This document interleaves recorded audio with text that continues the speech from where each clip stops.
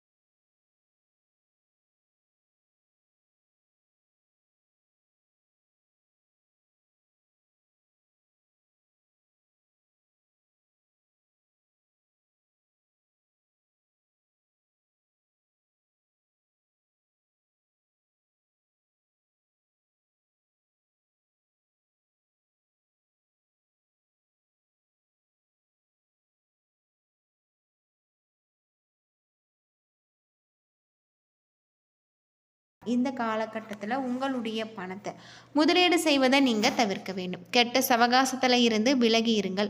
இல்லாவிட்டால் பெரிய பிரச்சனைகளை நீங்கள் சந்திக்கலாம். மேலும் பண இழப்புகளை சந்திக்க வாய்ப்பு உள்ளதால் பண விஷயத்தில் கூடுதல் கவனம் தேவை. அது மட்டும் இல்லாமல் ரியல் எஸ்டேட் துறையில் இருப்பவர்கள் எச்சரிக்கையாக இருக்க வேண்டியது நல்லது அப்படின்னு சொல்லலாம். கும்பராசியில் பிறந்தவர்களுக்கு முதல் வீட்டில் சூரிய கிரகணம் நிகழ்வதால் இதனால் இந்த ராசிக்காரர்கள் மிகுந்த அழுத்தத்திற்கு ஆளாகக்கூடும் மற்றும் மனக்குழப்பம் அதிகரிக்கலாம். தேவையற்ற மனக்கவலைகள் உங்களுக்கு அதிகரிக்கும். குடும்ப வாழ்க்கையில் பிரச்சனைகள் அதிகரிக்கக்கூடியதாகும்.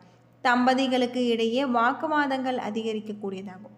பண பிரச்சனைகளில் அதிகரிக்கும். சிக்கிய பணம் கைக்கு வராமல் சிரமப்படலாம். தொழில் பிரச்சனைகளை நீங்கள் சந்திக்க வாய்ப்பு இருக்குது அப்படின்னு சொல்லப்படுது.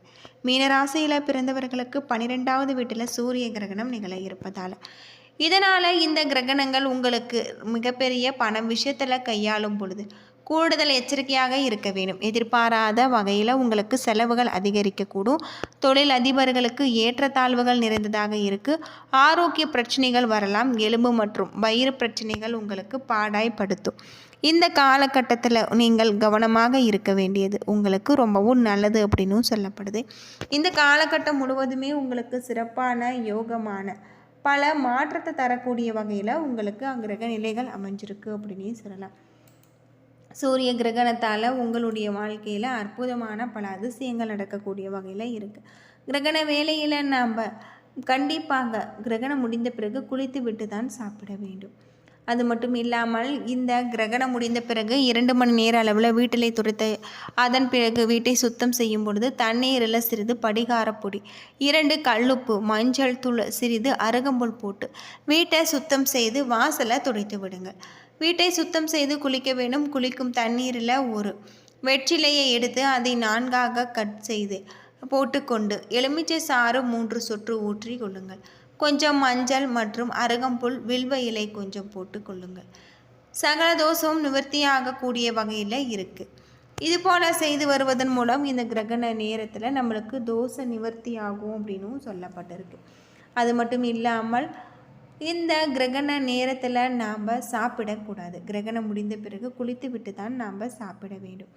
பூஜை அறையில் தண்ணீர் ஸ்நானம் செய்த பிறகு பூஜை அறையில் உள்ள விக்கிரகங்களுக்கு மஞ்சள் தண்ணீரில் 3 நிமிடங்கள் வைத்து எடுக்க வேண்டும். நல்ல ஒரு துணியை, சுத்தமான துணி எடுத்து சுவாமி படங்களை துடைக்க வேண்டும். அதன் பின்பு பிள்ளையாருக்கு அபிஷேகம் செய்வது நல்லது. பால், சந்தனம், விபூதி, பன்னீர், வில்வம், அருகம்புல் இல்லை என்றால் வெட்டிவேர் போட்டு அபிஷேகம் செய்ய வேண்டும். எல்லா விக்கிரகங்களுக்குமே அபிஷேகம் செய்யக்கூடிய தண்ணீரில் வெட்டிவேர் போட்டு அந்த நீரில் அபிஷேகம் செய்வது நல்லது. அபிஷேகம் செய்யும் பொழுது மகாசக்தி சம்பூரண என சொல்லி மந்திரத்தை நம்ம உச்சரித்து செய்வது இன்னும் சிறப்புக்குரிய ஒன்று. இதுபோல் கிரகண வேளையில் நம்ம செய்து வருவதன் மூலம் நம்முடைய வீட்டில் இருக்கக்கூடிய அனைத்து விதமான பிரச்சனைகளும் தீரும் அப்படின்னும் சொல்லப்படுது. இதுபோல் செய்து நாம் கிரகணம் முடிந்த பிறகு அருகில் இருக்கக்கூடிய கோவிலுக்கு சென்று வழிபட்டு வருவது இன்னும் நிறைய நன்மைகளை நமக்கு தரக்கூடியதாக இருக்குது அப்படின்னே சொல்லலாம். என்ன நண்பர்களே, இந்த வீடியோ உங்களுக்கு பயனுள்ள ஒரு தகவலை தந்திருக்கும்னு நினைக்கிறேன்.